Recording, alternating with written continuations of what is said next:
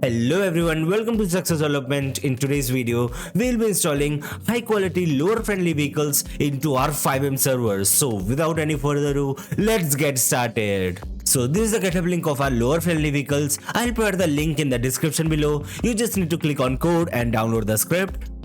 After downloading it, we just need to extract the file into our FiveM resource folder. So I'll be extracting it over here, just like this. Now rename the file and remove the main from the name.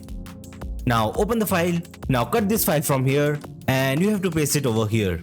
Just like this. Now copy the name of the file and we have to ensure into our server.cfg. For that, open the server.cfg.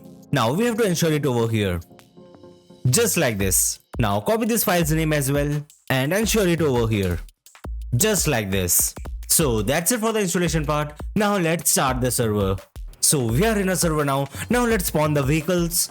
For that, open the loader vehicles file, go to stream, vehicle models. So these are the spawn codes of our vehicles. Now let's spawn this one. For that, copy the name of the vehicle. In server, you have to type /car and name of the vehicle, then press enter.